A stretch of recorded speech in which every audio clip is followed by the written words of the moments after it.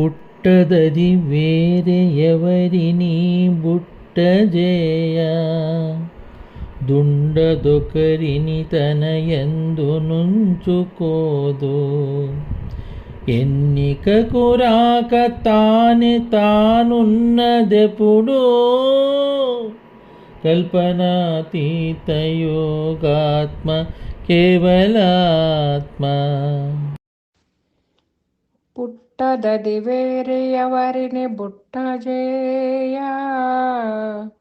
దుండదొకరిని తన యందు నుంచుకోదు ఎన్నికకు రాక తానే తానున్నదెప్పుడు కల్పనాతీత యోగాత్మ కేవలాత్మ. జై గురుదేవా. శ్రీ గురు బాలరామస్వాముల వారి విరచితమైన కేవలాత్మ శతకం 68వ పద్యం. దీనిలో అచల లక్షణాన్ని మనకు అందజేస్తూ ఉన్నారు.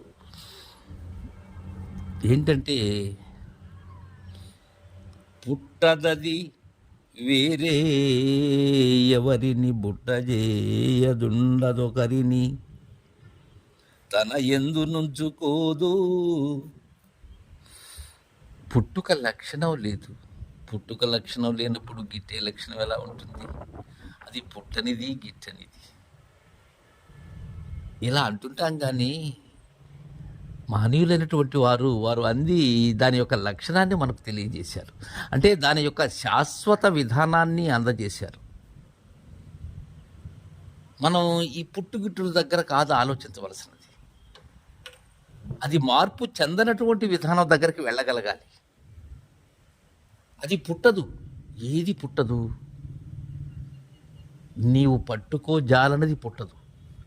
నీకు అందజాలనది ఏదైతే ఉన్నదో అది పుట్టదు. దానిలోనే ఉన్నాను నేను.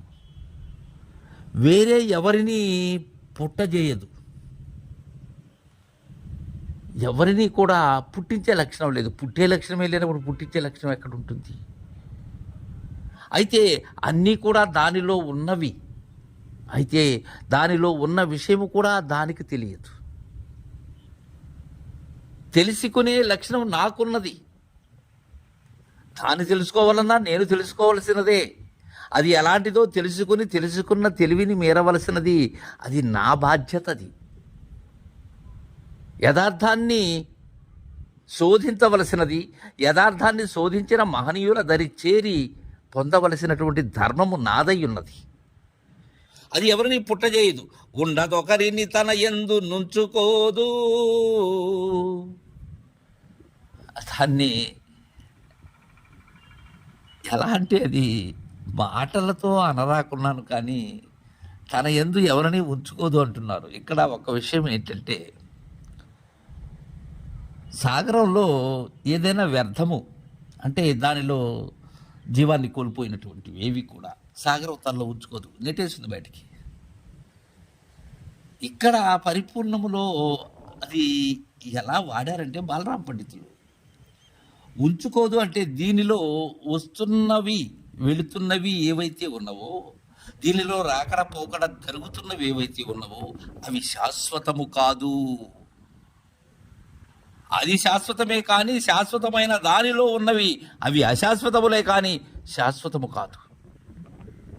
నీకు కానవచ్చేటువంటి సమస్తమైనటువంటి దృశ్యమంతా కూడా కొన్నాళ్ళు ఉంటుంది, కొన్నేళ్ళు ఉంటుంది, కొన్ని యుగాలు ఉంటుంది. కాలంతో పాటుగా మరలా వెళ్ళిపోవలసిందే. యుగాంతము జరగవలసినదే. ఎంత అయినా సరే దానిలో దేన్ని ఉంచుకోదు. అంటే దానిలాగా శాశ్వతముగా ఏది ఉండేందుకు వీలు లేదు. ఇది తీర్పు. ఎన్నికకు రాక తానే తానున్నది ఎప్పుడు లెక్కించేందుకు, నీవు ఎన్నేందుకు, దానిని ఎలాంటిది అలాంటిది అని మాట అయితే అంటూ ఉన్నామే కానీ మహనీయులైనటువంటి పెద్దలు చెప్పినటువంటి లక్షణాన్ని అనుసరించి వారు చెప్పినటువంటి ఆ బోధ దృఢీకరణతో అంటున్న మాటే కానీ ఎన్నికకు వస్తుందా? అది ఎన్నబడుతుందా? ఎన్నగరానిది. అది కన్నులకు అందనిది. అది సున్నా కవ్వల ఉన్నది. తానే తానున్నది. ఇప్పుడు ఎప్పుడూ ఉన్నది అది. తానుగా ఉన్నది. తానుగా లేక తాను నేనుగా, నేనేగా, మేనుగా మార్పులు చెందటం లేదది. అది తానుగా ఉన్నది ఎప్పుడూ కూడా. కల్పనాతీత యోగాత్మ కేవలాత్మ. జయ గురుదేవా.